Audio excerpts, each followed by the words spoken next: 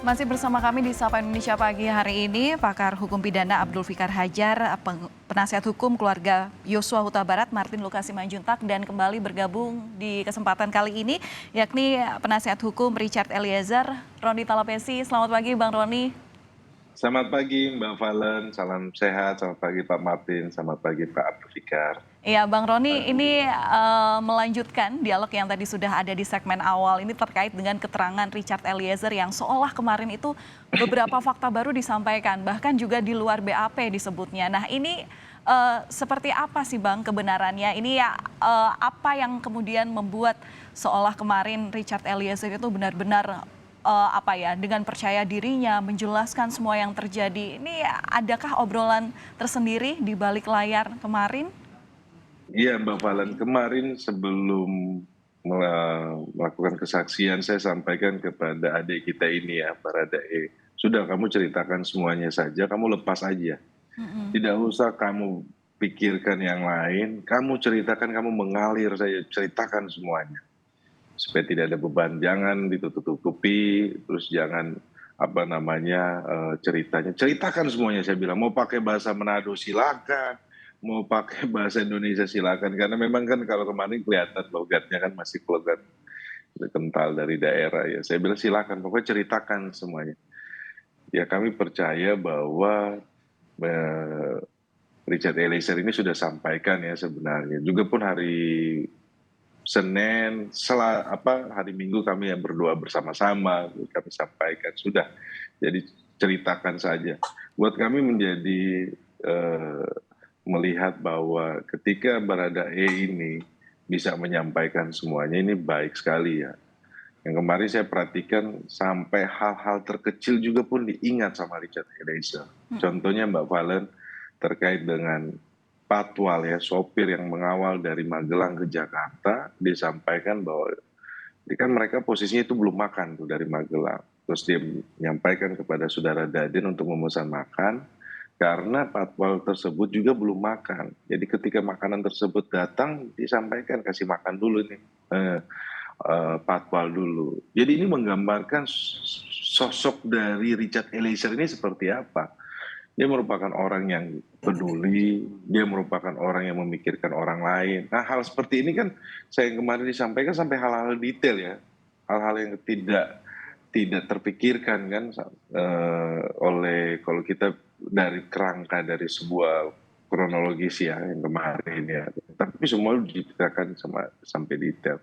Nah, dia ceritakan juga mengenai sebelum peristiwa Magelang ada peristiwa di rumah Bangka yang di mana di situ ketika saudara PC itu memanggil mereka suruh bawa senjata laras panjang, kemudian suruh diikutin naik di mobil terus muter-muter di jalan Kemang, kemudian nyampe di rumah Bangka, di situ ada almarhum, ada saudara Matius, terus ada Putri Candrawati, mereka masuk ke dalam mereka sampai di rumah Bangka, kemudian Putri Candrawati masuk ke rumah Bangka. Nah di situ almarhum Joshua sampaikan kepada Richard, ini jangan maksudnya obrolan kejadian ini jangan orang banyak tahu ya. Kemudian kan nggak lama ada keluar perempuan menangis, di situ ada namanya Koel Ben masuk ke dalam rumah. Nah ini menggambarkan situasi bahwa sebelum Magelang itu juga ada kejadian juga gitu. Nah terus setelah kejadian tanggal awal Juni itu baru klien saya sampaikan, baru saudara FS ini lebih banyak di rumah Bangka. Kan kalau Ya. sebelumnya ini 1 tahun sebelumnya ini lebih banyak di rumah Sagu, lebih banyak di rumah Bangka. 1 tahun terakhir ini lebih banyak di rumah Bangka, weekend saja baru di rumah Saguling. Tapi setelah kejadian awal bulan Juni pertengkaran tersebut, baru Verdi Sambo ini baru kembali ke rumah Saguling, lebih banyak di rumah Saguling. Nah ini kan menggambarkan situasi terkait dengan apa yang diketahui oleh klien saya ya, itu yang dia menyampaikan. Jadi ketika hakim, itu kan pertanyaannya dari hakim, kamu lihat nggak ada kejadian-kejadian aneh, ada pertengkaran-pertengkaran itu, baru diingat baru disampaikan bahwa awal Juni. Nah inilah sebenarnya situasi yang klien saya sampaikan ya Mbak Valen, dan dia memang dari awal kami sampaikan bahwa dia sudah mengaku kesalahannya dia, Dia sudah meminta maaf kepada keluarga korban karena rasa empatinya, karena rasa bersalahnya. Kan kemarin hakim juga menanyakan bagaimana rasa bersalahmu. Ya itu disampaikan bahwa rasa bersalah saya karena pertama saya memang bersalah, kedua saya dihantui dengan almarhum. Nah ini kan diceritakan semuanya secara jelas ya. Kemudian disampaikan juga dia sempat berdoa. Ini berdoa ini bukan dia meneguhkan niatnya, tetapi dia berdoa ini karena sudah nggak tahu dia mau minta tolong sama siapa. Oke, Yang menjadi aneh, ini kan ada salah satu saksi yang bernama Agus. Nah sampai saat ini, saudara Agus ini nih hilang di PO. oke. ART yang bernama Agus. Nah kenapa? Karena setelah Richard ini dia diperintah, kemudian disuruh ambil senjata almarhum Joshua, HS, diserahkan kepada Verdi Sambo, kemudian dia turun lewat tangga darurat itu, tangga dapur, Ya, kemudian dia berdoa di toilet. Nah dia berdoa di toilet itu setelah baik. berdoa di toilet dia keluar yang manggil si Richard Eliezer ini adalah Agus. Nah Agus sampai sekarang DPO. Nah ini kan peristiwa pidananya diputus. Ya, ya Bang Roni kami sudah dapat poinnya. Bang Pak Fikar, ini dari keterangan Ya, yang disampaikan, ini ada fakta-fakta yang di dalam BAP, ada juga yang di luar BAP. Ini nanti bagaimana hakim untuk menimbang mana yang benar ya, untuk mendapatkan benang merah dari semua kesaksian nanti? ya. KUHP atau hukum acara kita menjelaskan bahwa keterangan yang benar adalah keterangan yang dikemukakan di muka persidangan. Itu dulu. Itu yang akan Oke, digunakan oleh hakim jadi pertimbangan. Karena itu, ketika ada pernyataan-pernyataan atau kesaksian-kesaksian saksi-saksi atau terdakwa bahkan umpamanya yang sudah di BAP tapi keterangannya berbeda ketika di depan persidangan, biasanya hakim itu akan mengejar ya apa alasannya berbeda, apa alasannya ada perubahan kalau itu ada perubahan. Ya, nah itu yang akan menjadi pertimbangan dari majelis hakim atau hakim untuk menerima perubahan itu atau sebaliknya gitu ya atau sebaliknya. Apakah logis umpamanya? Nah, kalau pada waktu yang lalu umpamanya ya ketika uh, dalam tanda kutip polisi kita belum modern ya pemeriksaan masih banyak pakai fisik gitu. Nah itu seringkali terjadi itu. Saya di BAP bilang begini karena saya dipaksa atau dipukuli umpamanya. Nah sekarang kan itu hampir tidak pernah terjadi lagi. Ya karena kehadiran penasihat hukum baik bagi tersangka maupun saksi sekarang boleh-boleh saja terbuka gitu. Bahkan pada tingkat penyidikan. Nah karena itu menurut saya keterangan yang diberikan di persidangan lah yang akan menjadi pertimbangan sepenuhnya oleh hakim, ya, oleh hakim bagi putusan-putusan yang akan dijatuhkan. Begitu, Mbak. Pak Fikar, seperti yang tadi sempat saya sampaikan sebelum kombrek begitu ya, apakah dengan kesaksian-kesaksian yang sudah diberikan oleh Eliezer saat sidang kemarin ini sudah memenuhi kewajibannya sebagai sosok justice kolaborator? Iya, konsekuensi dari justice kolaborator adalah kan kalau mau itu kan ada tiga ya. Yang pertama dia harus membuka peristiwa seterang-terangnya, sejujur-jujurnya. Itu satu. Yang kedua konsekuensi dari itu dia akan mendapatkan kompensasi baik dari di penuntutan maupun di hukuman gitu. Nah saya kira karena jaminan itu terutama jaminan dituntut lebih rendah dari yang lain atau akan dihukum menerima pengurangan penghukuman, maka konsekuensinya dia harus tidak takut, harus dengan secara jujur mengemukakan apa yang harus dikemukakan sesuai dengan realitas atau kenyataan yang benar-benar terjadi. Nah, itu yang konsekuensi dari justice kolaborator. Saya kira RE ini sudah mengarah ke sana. Maksud saya karena ada jaminan itu, kemudian dia menyatakan yang sebenarnya. Karena itu kemudian ada peristiwa-peristiwa yang belum terakomodir di dalam BAP gitu. Jadi ada informasi-informasi yang sesungguhnya penting gitu ya, tetapi ketika di BAP itu belum muncul gitu. Nah, muncullah sekarang di pengadilan. Nah, saya kira itu juga bagian dari pengaruh jaminan dari justice kolaborator itu ya. Kemudian RE ini mengungkapkan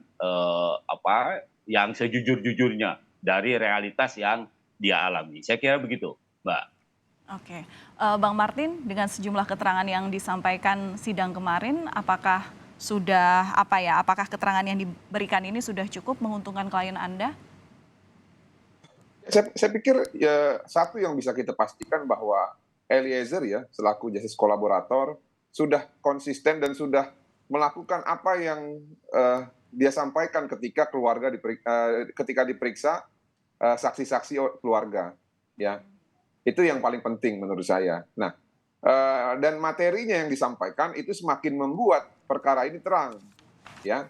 Khususnya terhadap konstruksi pasal 340 tadi sesuai dengan yang sampaikan itu terjadi ya, sudah terjadi sebelum disaguling ya, bahkan sudah ada rencana ataupun niat jahat untuk melakukan tersebut melalui Ricky Rizal ya yang ingin menabrakkan mobil ke sisi kiri ya. Walaupun Ricky Rizal dalam kesempatan yang lain pernah mengatakan kalau saya tahu Joshua mau dibunuh katanya saya akan suruh dia pergi. Ternyata terbukti lain ini. Lain di bibir, lain di hati, lain di pikiran. Ternyata jahat juga dia ini ya. Nah, tapi saya tertarik ya, Mbak Valen, agar saya tidak mengulang. Saya sebenarnya tertarik, siapa sih Elben ini? Kenapa dia bisa hadir ketika Verdi Sambo ya sedang bersama dengan perempuan dan digepin oleh istrinya di Jalan Bangka? Apakah Elben ini seorang PIMP?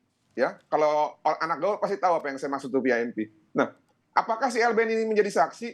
Ini harus diperiksa. Ya, jangan di depan persidangan kelihatannya akur-akur saja, ternyata di belakang itu mereka nggak akur gitu loh. Karena akur atau tidaknya hubungan rumah tangga mereka itu menentukan ya sebenarnya motif dari kejahatan ini apa. Ya, karena jangan sampai mereka mengaburkan fakta dengan berlagak seakan-akan harmonis, padahal tidak. Karena yang kami dengar sama dengan yang disampaikan oleh Richard Eliezer, bahkan sumbernya A1 dari Rohaniawan, yang disampaikan kepada orang-orang tertentu bahwa hubungan mereka selama 1 tahun ini ya sedang tidak baik-baik saja. Demikian, terima kasih. Oke, terkait dengan pernyataan kemarin bahkan Majelis Hakim ini sempat menanyakan kepada Richard Eliezer, apakah kesaksian Anda dapat dipertanggungjawabkan? Nah ini bagaimana, Bang Roni, untuk menjawab keyakinan dari Majelis Hakim? Iya, Mbak, bahwa hakim sebelum membuka persidangan, hakim menyampaikan, saudara saksi adalah orang yang membuka kotak Pandora. Dan saudara saksi dilindungi oleh undang-undang karena ada LPSK. Itu saya merinding tuh dengar seperti itu. Kemudian hakim menyampaikan, tolong katakan yang sejujur-jujurnya. Kemudian Richard Eliezer bersaksi lah. Dan kemarin kesaksiannya itu seperti air mengalir, semuanya diceritain dengan jelas gitu loh. Saya lihat begitu. Jadi pun jaksa ketika menanyakan pun sama. Jadi saya pikir bahwa yang menjadi kesaksian majelis hakim sini kelihatan sekali. Ketika dua terdakwa PH-nya yang saya heran harusnya menjadi penasihat hukum dari para terdakwa tersebut.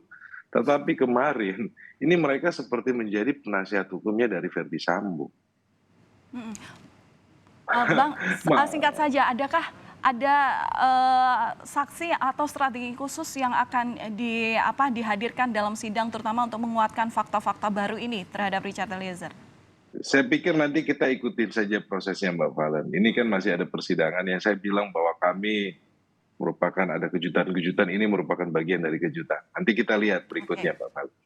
Baik. Terima kasih atas informasi yang sudah dibagikan di sini penasihat hukum dari keluarga Yosua Huta Barat, Abang Martin Lukas Simanjuntak, kemudian juga penasihat hukum dari Richard Eliezer, Bang Roni Talapesi yang sudah bergabung di segmen kedua ini dan terakhir sudah berbagi informasi bersama kami. Terima kasih sekali lagi pakar hukum pidana Pak Abdul Fikar Hajar. Salam sehat selalu, sampai jumpa lain waktu. Oke. Terima kasih. Terima kasih.